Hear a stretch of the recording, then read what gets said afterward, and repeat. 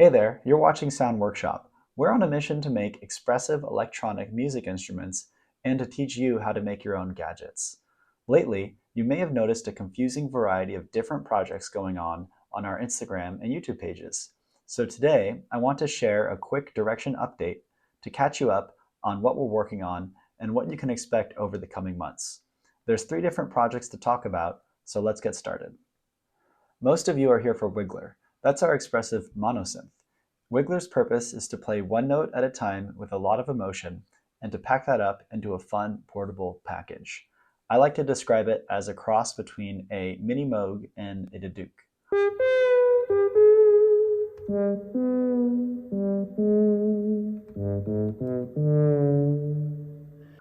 It's aiming to be the minimum viable expressive synthesizer. So the 2 dimensions of expression that we kept for it are the ability to push on a key for emphasis and to wiggle on a key for vibrato. So far, Wiggler has been our top priority, but today I'm deciding to slow it down a bit and bump it to priority number 2. Where we are is that we have a promising beta design, and 2 of them are living out there in the world with musicians. But in the process, I've noticed some user experience and reliability questions that I want to take the time to do right. So the plan right now is to build 15 units, get them out there in the world, and then wait to see what works and what breaks. 5 of those units will be for sale as a fundraising program. More on that at the end of the video. So that's why Wiggler is getting bumped to priority number 2. In the meantime, I want to take a simpler project and speed run the process of getting it out into the world. So that's going to be Chord, which will be the top priority for the next 2 months. If you haven't heard of Chord, it's a drone synth with 4 notes that you can smoothly adjust the pitch of. And the way you play with it is you sit there, slide the notes around, and use your ear to find pleasant or spicy musical intervals instead of music theory. It's like a calming musical fidget toy. The 4 oscillators flow into a mixer, a filter, and a distortion for shaping the sound. And you can also use the filter resonance as a 5th voice to get extended chords. My goal is to ship Chord as soon as possible. If today is October 14th, let's say 2 months from now, so December 14th, I want to sell 4 chords. And if I can sell 4 chords, I'll buy myself an Ableton Move. Or when I sell 4 chords, I'll buy myself a Move. It looks awesome. So Chord is the top priority for the next 2 months. Finally, as our 3rd priority, we have a little R&D project, which is an aftermarket accessory for Linstrument. If you haven't heard of Linstrument, it's my favorite expressive controller. There is an array or a grid of rubber pads, and for every pad it measures how hard you press and the left-right motion of your finger and the forward-back motion of your finger for 3 dimensions of expressiveness. The grid layout has a lot of advantages for expressive play, which you can learn about in interviews with Roger Lin. And also the notes layout is very familiar to people coming from string instruments like guitar and bass, and like myself, and there's a whole lot of us.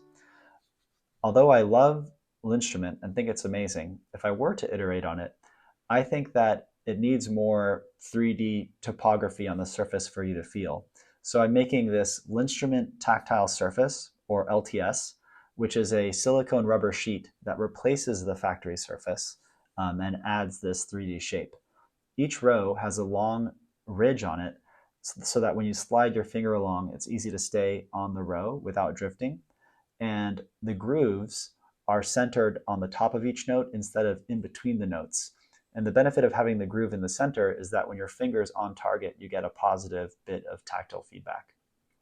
So the purpose of LTS is to allow you to play Linstrument by feel instead of by sight.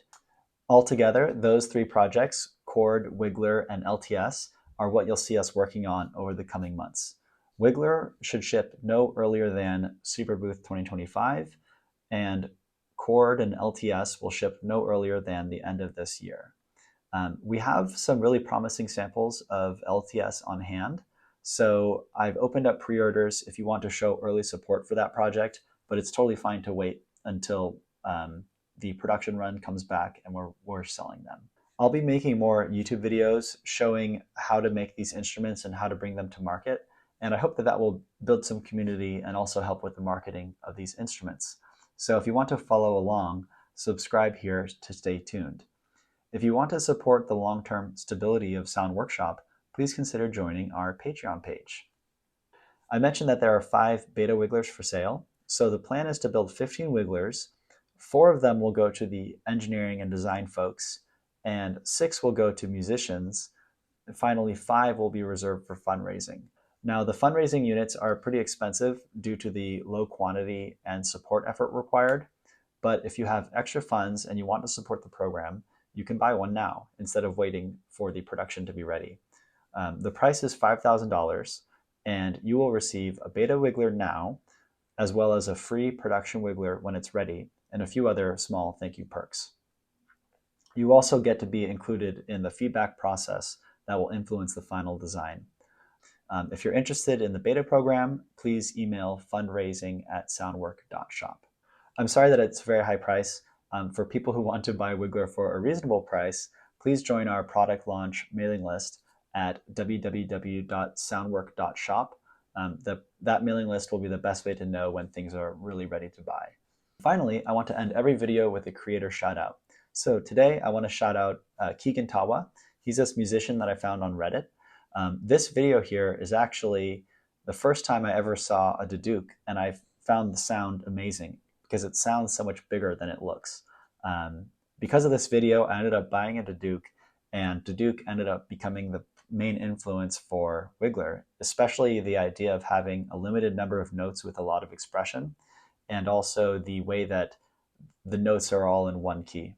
Keegan is very skilled at acoustic instruments and synthesizers and plays them with a high level of musicianship, and his music mixes both of them together, which is, I think, my favorite kind of music. So please go check him out on Spotify and Instagram. That's all for today. Until next time, remember to be yourself at full speed. Thank you for tuning into Sound Workshop. Goodbye.